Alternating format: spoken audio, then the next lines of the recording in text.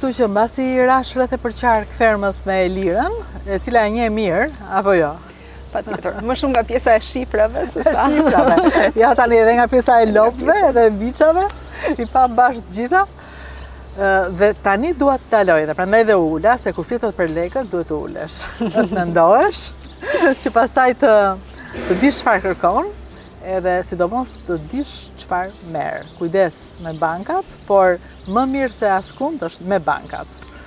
Elira do më tregoj më shumë. Së pari, mua më ngacmoi që Bledi tha nuk heq dorë nga kredia. Si bëhet kur një njeri, një fermë, një institucion bujqësor, pra, ose blegtoral në këtë rast kërkon kredi, ju vazhdoni, si funksionon marrëdhënia mes jush? Këtë dua të di si fillim, si e njohët, si funksionon, si vazhdon marrëdhënia? Marrëdhënia me fermën fshatçe nisi rastësisht. Genti, vllai, vinte dhe bënte veprimet në deg. Dhe aty, duke diskutuar, me një pasion veprime normale, standarde, pagesa në deg.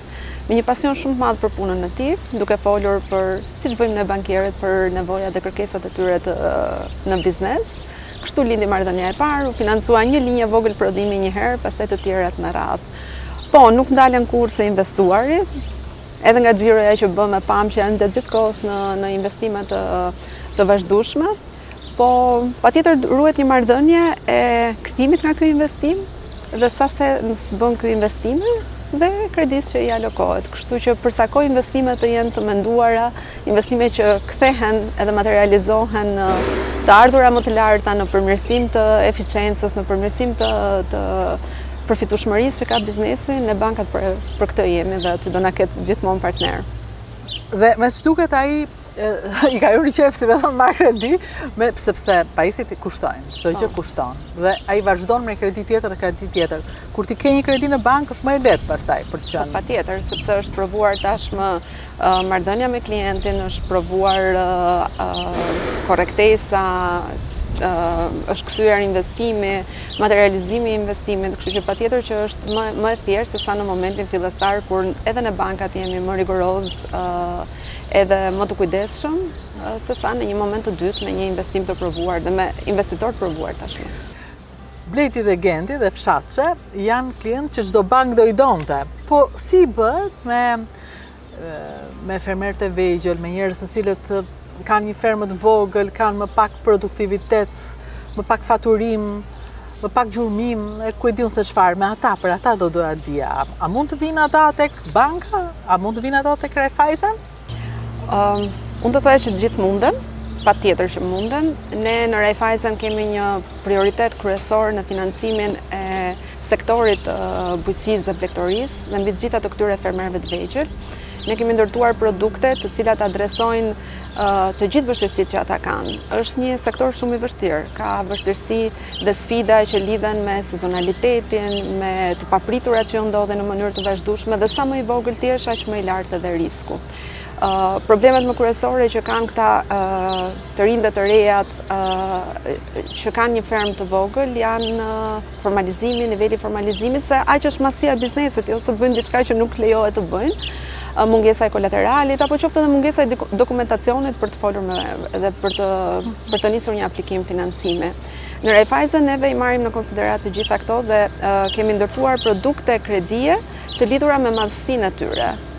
Nisur nga sipërfaqja e tokës që ata kanë në dispozicion, nga numri i krerëve në rast se do ishim një fermë më e vogël se sa ferma fshatçe, ne arrim të kalkulojmë mundësinë që ata kanë për të gjeneruar të ardhura, përcaktojmë kohën kur gjenerojmë këto të ardhura dhe ju përshtasim një skedul pagese në linjë me realizimin e të ardhurave dhe me madhësinë e fermës së tyre. Kështu që unë do thoya që të gjithë duhet të vinë në bankë, tashmë bankat kanë investuar dhe nuk financojnë vetëm ferma si fshatçe me bilancet konsoliduara dhe me situatë financiare robuste, por edhe fermerët e vegjël. Çdo gjë është në linjë me madhësinë e këtyre bizneseve dhe ne përpiqemi të jemi sa më afër tyre. Sa mirë. Pra, nuk ka droje tek banka edhe kur ke një fermë të vogël, një fermer i vogël, po çfarë duhet të kërkosh për të financuar? Për shembull, financon stallën, financon teknologjinë, çfarë mund të kërkoj? Ne i kemi të gjitha produktet e kredis. Ne ofrojmë edhe produkte të pasiguruara për nevojat imediate që ata mund të kenë. Blerjen e ilaçeve për baktinë që kanë. Edhe për kaq? Edhe për kaq. rinovimin e plasmaseve për serat, për blerjen e farave, për bimët që ata kanë në serë. Kështu që edhe për këto nevoja dhe qëllime të punës së tyre të përditshme, ne financojmë me limita të pasiguruara që shkojnë deri në 2 milion lek në varësi të madhësisë së atyre. Apo 4 milion lek nëse janë më të mëdhenj dhe deklarojnë edhe më shumë. Po ashtu i financojmë edhe për kredi për investim, nëse duan të blejnë një traktor, nëse duan të blejnë mjete pune, apo qoftë edhe bakti, kështu që apo nëse duan të rinovojnë dhe rekonstruksion ambientet ku ata operojnë. Të gjitha format e kredis ne ja u përshtatim sipas nevojave të tyre. Atëherë ke një këshill për fermerët, ata që janë fermerë të vegjël, edhe kanë shkojnë nuk vjen te banka, si me thon direkt, nuk e kanë bankën opsionin e parë. A ka një këshill Raiffeisen për ta?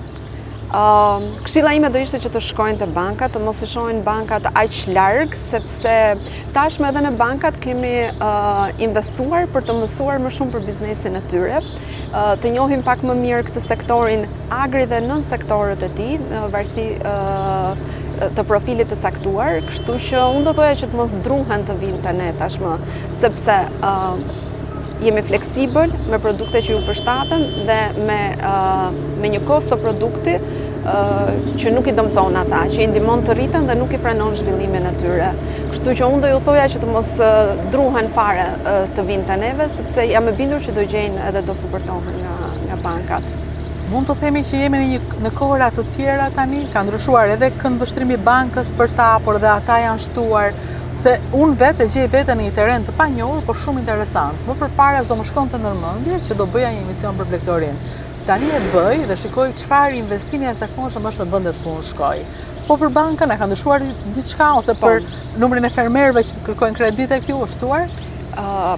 Po, ka ndryshuar patjetër. Unë mund të them që dhe kjo duket në numrin e klientëve të rinj fermerë që ne kemi në bankë. Patjetër që është i induktuar edhe nga shumë nisma të qeverisë për kalimin e granteve nëpërmjet llogarive bankare etj, por patjetër që ka ndryshuar. Ne në 2 vitet e fundit kemi marrë më shumë se sa 12.000 klientë të rinj fermerë që kanë një llogari me bankën. Kështu që unë do thoja që ka ndryshuar, ka shumë më tepër interes të shtuar, interes të rritur, dhe unë mendoj që edhe si konsumator, jo si bankiere tani, patjetër që ne duam të marrim produktet e bëra në tokat tona edhe produkte që janë shqiptare.